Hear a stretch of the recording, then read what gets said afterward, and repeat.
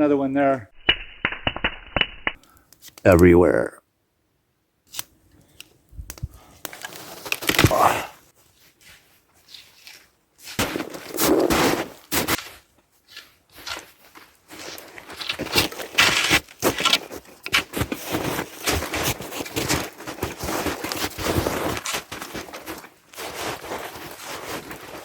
There's a deer through here.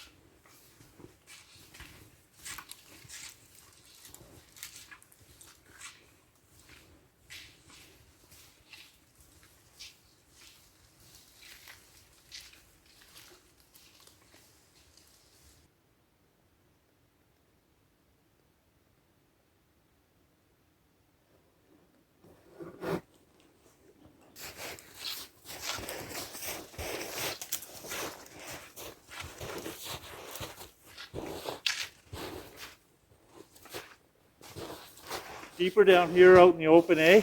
Yeah. Pretty much use the snowshoes now. Oh well. Onward.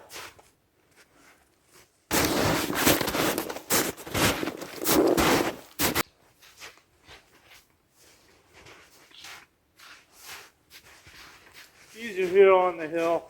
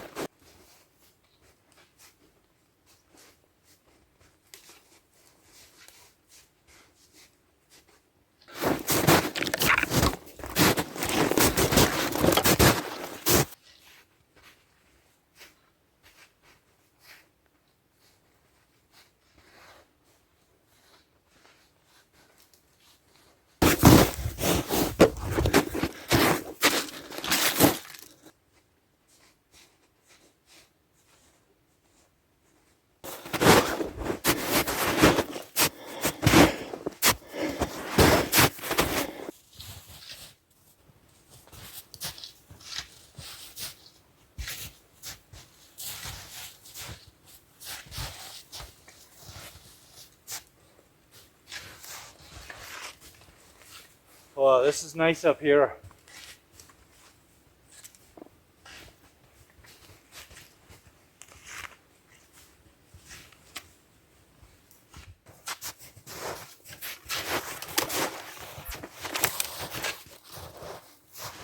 Looks like there's lots of firewood around here.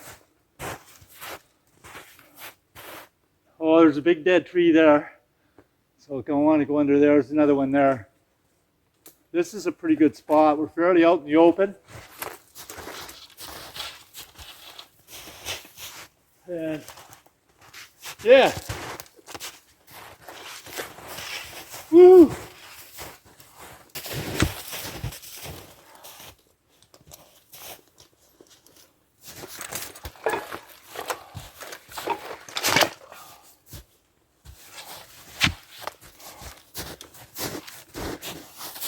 Woo!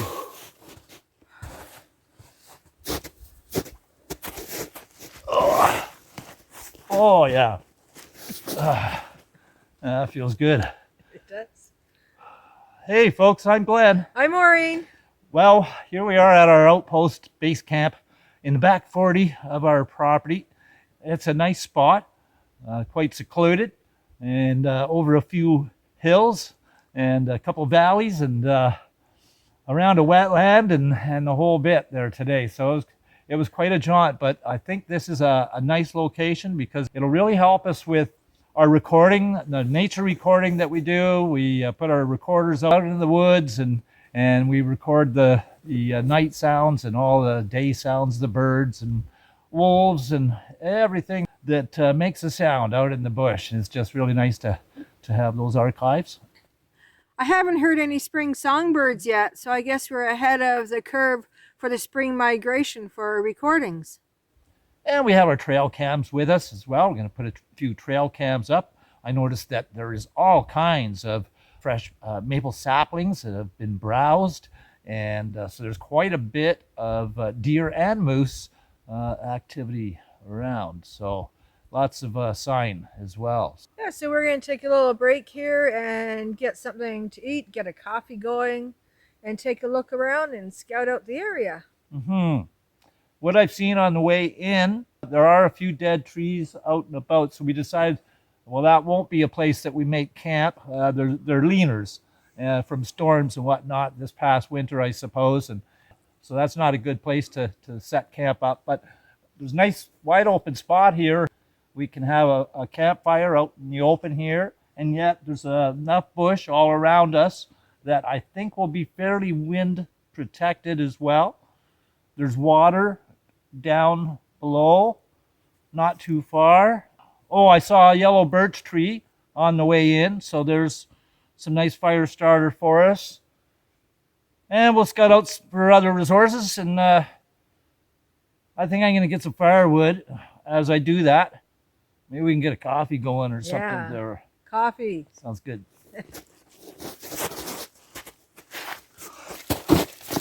Oh, wow. If we bring our stuff over here, Maureen, we could set the fire up here for now and have our fire in this clear spot. Nice spot. And we'll move it back out over there later on.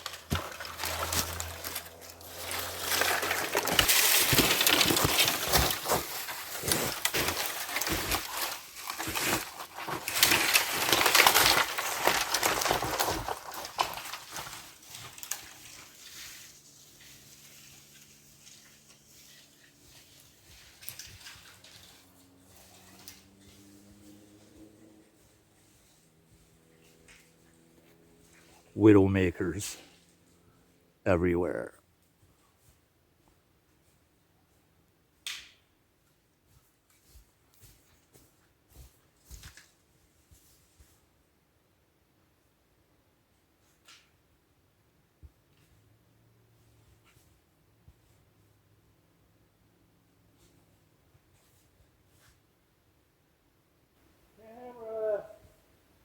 Camera, where'd you go? Hello, camera, where'd you go?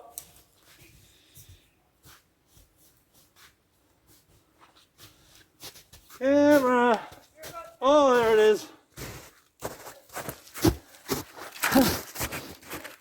I thought I lost you.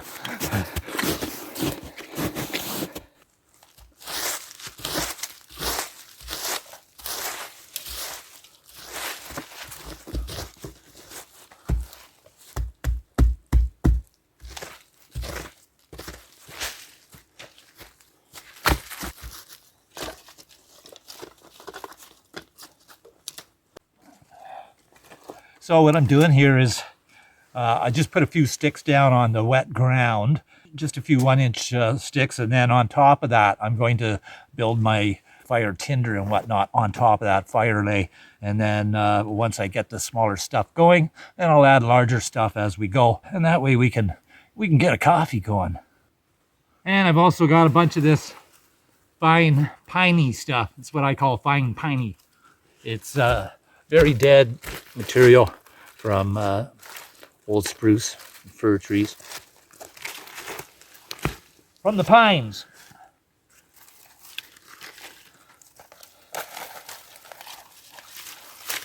I have my compass and I have my whistle. And I have my ferro rod that my good buddy, a viewer, sent in to us. And I use it a lot. Thank you, George. And I do have a little bit of birch bark as well.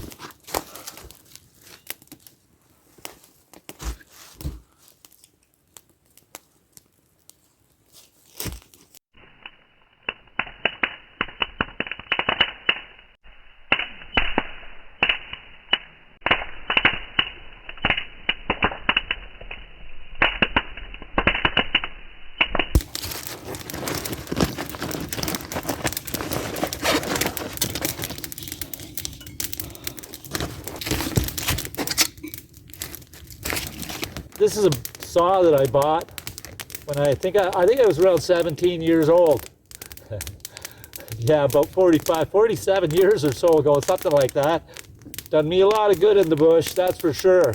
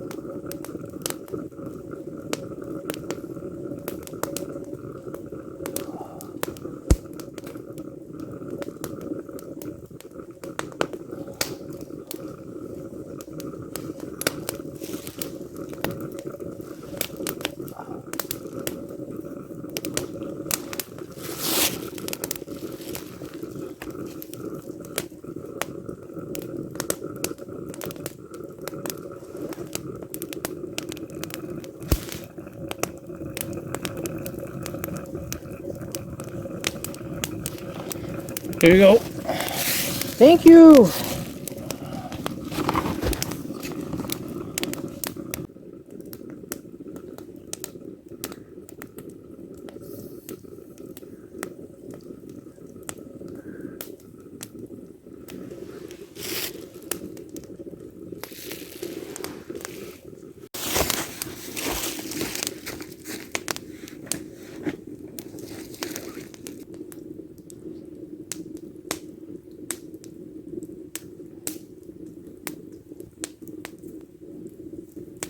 So as I was out and about searching around gathering wood, I looked at a few of the different types of trees that we have here, and I saw a couple more yellow birch. Those are nice for, the bark is good for starting fires. So I always like to have, plenty of that nearby, and then I can just go get it when I want it and need it. I also noticed that there are no white birch immediately in this vicinity anyway that I can see. However, I have seen some rather large maples, Maureen. Really, we should tap some sap. We should tap some trees and get some sap. And Yeah. it is maple sap boiling time after all. We could do some out here and see what we get. I guess we'll have to bring some stuff with us next time that we come in. This is a really nice spot. It's fairly flat here. Not too bad. Actually, I'm glad that we chose this spot for the fire today and we're not building the fire on top of the snow. I've done that before, but it makes for a wet fire, steamy fire. So this is working out quite nice. I think that coffee's ready, Maureen. Let's get some coffee on the brew. I'll hold your hot dog there for you.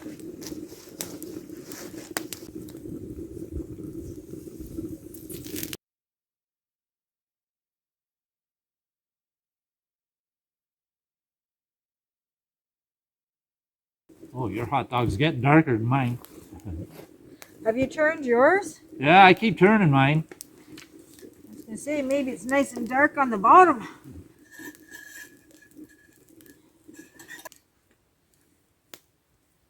So, Maureen, do you think you could find your way back? We're quite a ways out. Think you can find your way back all by yourself? Yeah, I think so. I could just follow our footprints in the snow. Yeah, that's great until it rains or until all the snow melts. And what are you going to do? Well, actually, we have some flags and marker tape along the way, so I'll follow that home. There you go. Whenever we're heading out into new territory that's unfamiliar and we're not sure of landmarks and where we're going, we like to put some of those bright pink or red flagging tape up on the trees. That way we always know our way back. It's easy to get turned around in the bush. You start looking around and you get awestruck at all the scenery, and you do a twist and a turn this way and that way, and next thing you know, you can lose your bearings, especially if the sun's not out. You're not sure which way it is to get back. So yeah, there's been a few times we've walked in the bush and I've turned around to look, and looking back at where we came, it's a whole different scene. Well, yeah, sometimes we think, okay, we're going to go straight back to where we came from, and we don't have no markers, and then we come out, we want to come out on the trail or whatever, and we're like 1,000 yards up the trail from where we thought we were going to come out, right? So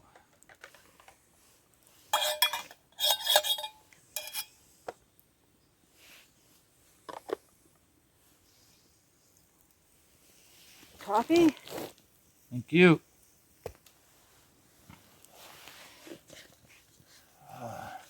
Been waiting for a while for this one. Oh, luxury, we got buns, eh? All right, let's see one of these buns.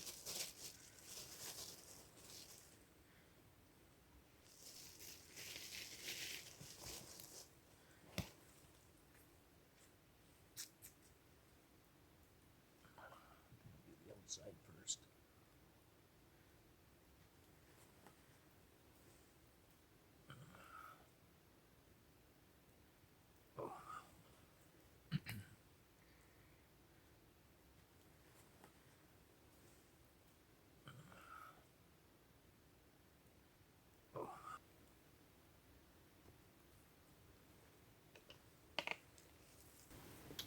Well, that's quite the coffee, eh? Yeah, fireside coffee. Yeah, it's good brew. What a nice spot. Mm-hmm. I'm liking it. Yeah. Yeah. It reminds me of when we used to go camping a lot when we were younger, and we would just go out in the woods and find a nice spot to camp on Crown land. It was always so nice and quiet and peaceful. And I always thought, those people are so lucky who live out in the forest and they get to go out in their backyard and see this. And here we are. Here we are.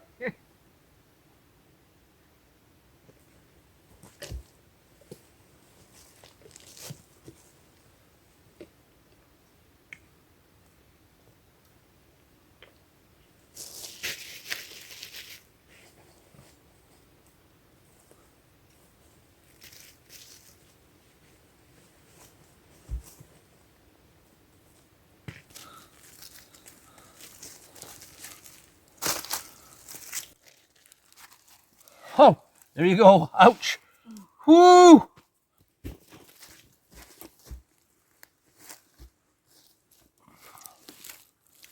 Want some mustard, honey? Sure.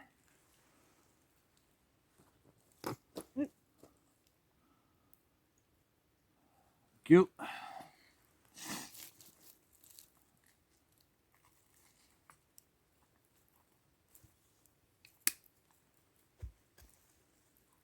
Spring's here. Just spring. Absolutely.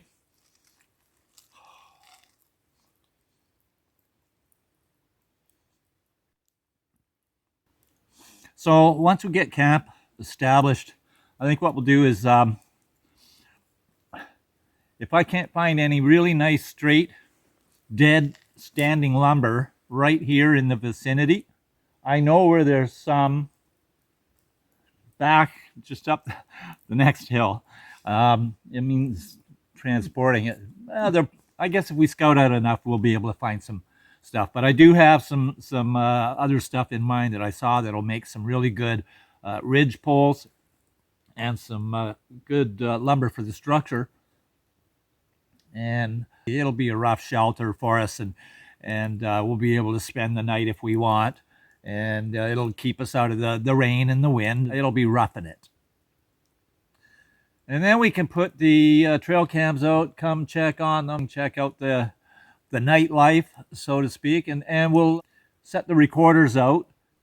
So over the past 30 years or so, we have been recording nature in the forest, on the water, getting all kinds of natural sounds, wildlife calls, and it's really interesting to hear some of the vocalizations, especially at night, because you don't see, the thing that's making the sound, and it's often a mystery. And there are some cries that we have heard that really make you wonder, what the heck is that? There have been other times when we were doing some band camping. We set the recorders out and actually witnessed the wolf howl right there as we set the microphone out. It was quite dark at night. Remember that? I do. Actually, we recorded that. That was on a video, and you should check that one out. Our Canadian backwoods adventure. That was a lot of fun doing that, and pretty interesting trip. So we've had a lot of interesting experiences over the years. I've had a few encounters with wolves, and close encounters, and it's been very interesting. We haven't had many close encounters with bear, and that is a good thing. We've always been good about that, and not left food around and that kind of a thing. So got to stay aware. One of the calls that I really enjoy hearing, and we hear it quite often when we're out at night on a quiet summer night, just enjoying the crackling of the campfire, and we'll hear the hoot of a barred owl, and it's an iconic call, and it's just really nice to hear. Anyways, I think we're going to have these hot dogs, and then we're going to go scout around, and I guess we're going to have to start making our way back, and then we'll come back and do some maple sapping tapping of the trees, and maybe get a little bit of syrup out of that. We'll see what we get. Well, that's all for this one. I'm Glenn. I'm Maureen. We'll see you next time. Over and out. Take care. Hello. Welcome to our channel. We're all about sharing our adventures and experiences around our homestead and off-grid cabin here on our 40 acres in the wilderness of Ontario, Canada. We enjoy life around the cabin, exploring, canoeing, hiking, campfire cooking, gardening, and sharing our love of nature. If you haven't done so yet, consider subscribing and click the little notification bell so you won't miss anything. Right here on Cabin Life with Glenn and Maureen.